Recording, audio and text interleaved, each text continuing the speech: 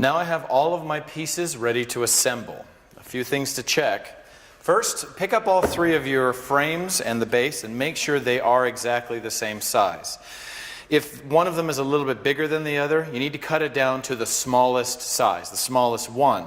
Otherwise, your nightstand could be small at the bottom and get bigger as it goes up, or vice versa. So if these are all the same size, you should be good to move on. Also, open up your sides. Make sure again that your lines are all straight and that the rabbets are opposite each other. Either they're outside outside or they're inside inside. Mine happen to be outside. But that way you have a definite right and you have a definite left. Now before I put any glue, dry fit it. Okay, the most important thing is that these frames have to fit in those grooves.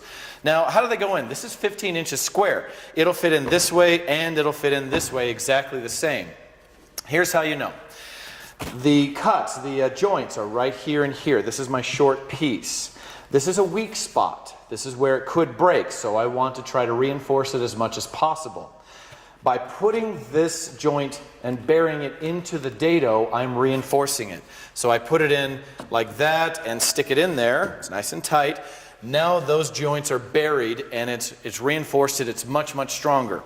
Yes, it will fit this way, and it actually fits a little bit nicer. It's not nearly as tight. I can fit it in easier, but with these cuts exposed on the front and the back, it's a weak spot. If I drop it, it'll probably break right there. So bury them, and it should fit.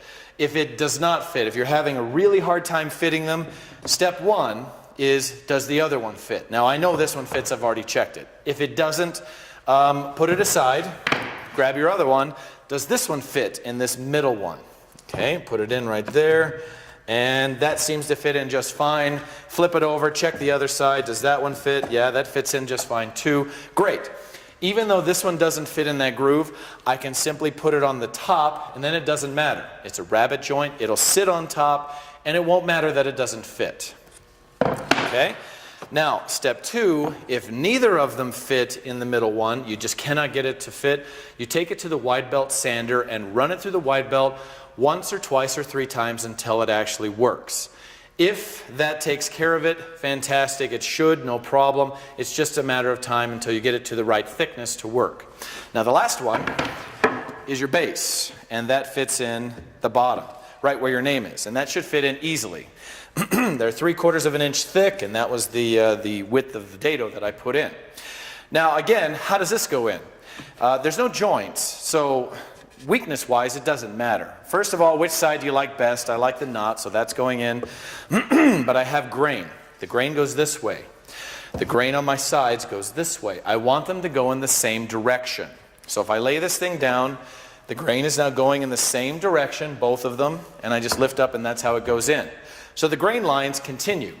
If I put it in across the grain line comes down and now it goes the opposite direction. It looks funny. So it's just aesthetics, it's just the way it looks. Strength-wise, it'll be the same.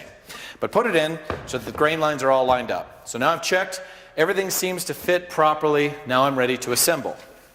Put my pieces here, grab a bottle of glue, and you're going to put a nice thick line of glue in the two dados. Get some sawdust out of there.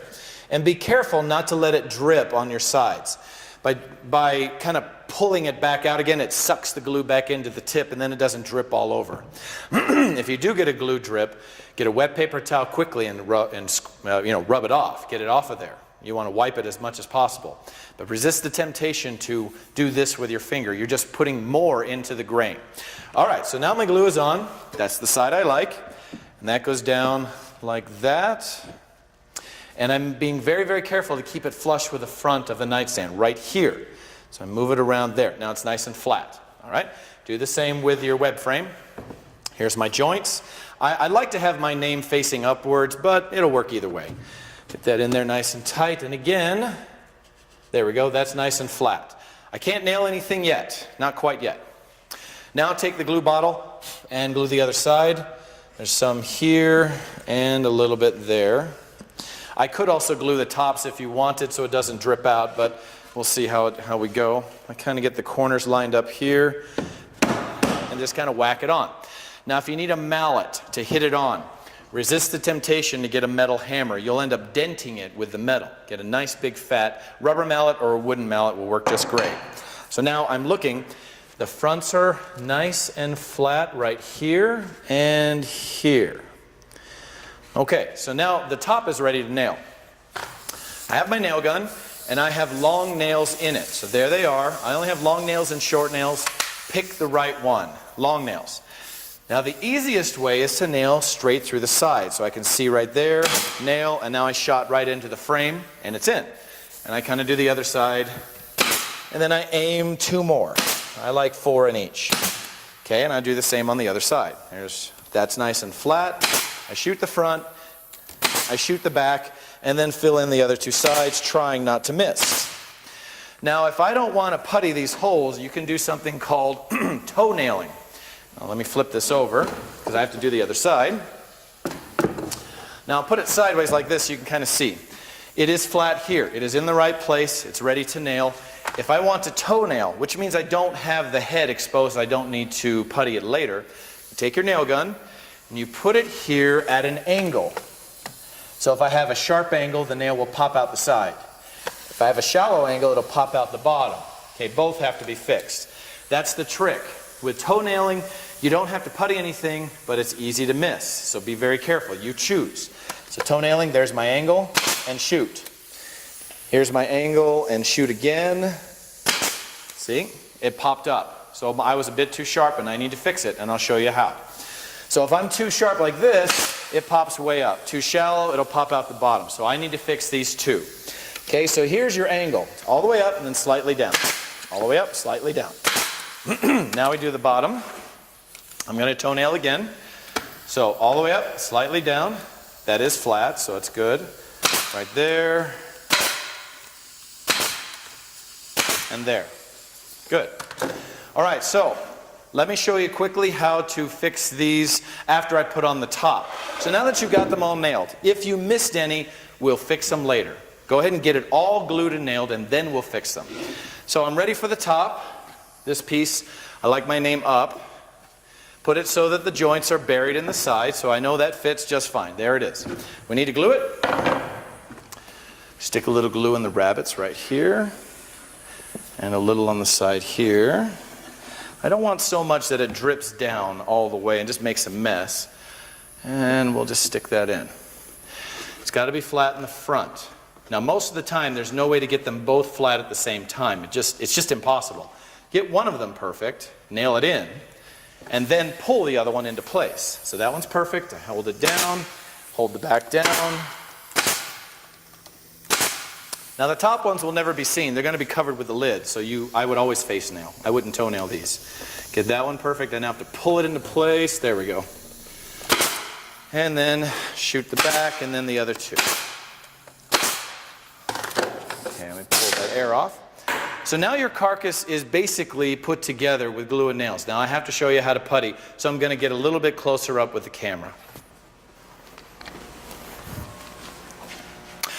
Here's how you fix a missed nail. Some of you may have a couple, some may have just 1 or 2 misses like me. Doesn't matter, it's all the same. You need a few tools. First of all, pair of needle nose pliers, we need to break this off. Okay, we need to just get rid of it. So it's popped out the side. We take it with the end of the pliers and go back and forth until it breaks off. There we go. Now the end is broken. The problem is that I can still see it sticking out the side, just barely, and putty isn't going to cover it up. So I need to drive that down into the side a little bit. So now we use a tool called a nail set. This nail set is found with the rest of the tools in the cabinet. It has a blunt end that I hit with a hammer, and it has a nice blunt tip. Comes to a tip, but it's flat for driving in the nail. So I take this and I'm going to put it right on top and hit it with a hammer. In this case, use a metal hammer. You're going to get a lot more force. So you just take your nail set, put it right on the end of that nail, drive it in nice and hard, and I've driven it down into the side.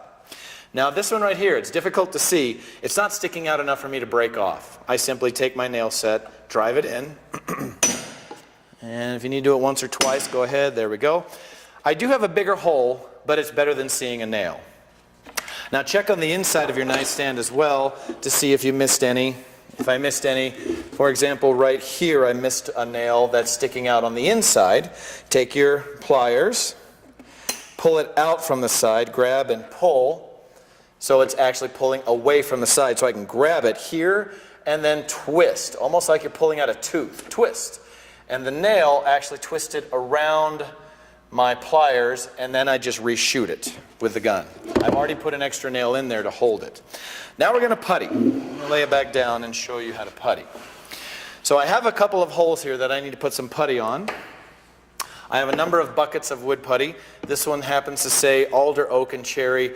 I have another one that says maple and another one that says walnut. So pick the correct one. This one is the most generic, the one that works for most of them. Open it up and you need a putty knife. I have 8 or 9 of them in the shop. Just go ahead and grab one. Open it up and grab a little bit of putty out. You don't need very much, so don't bother. This is enough for most of my nightstand. At least one side I'll get done. Now, this is the top. I don't need to do these holes unless you want to. The lid will cover them, so I'm not going to worry about them in this demonstration.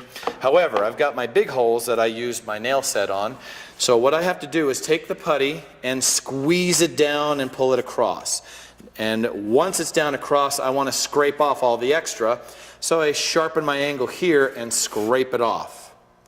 Squeeze it on, scrape it back off again. Okay?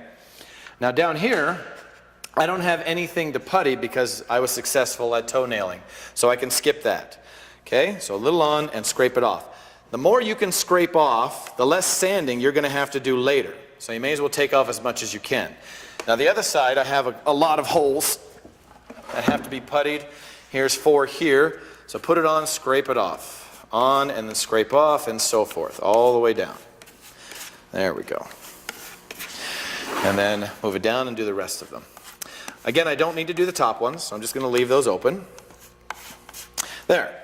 And I've got more than enough putty left. Please, please, please do not leave the putty on the knife. It'll harden like a rock, and it's impossible to continue puttying with that on there. Then we got to scrape it off with a chisel.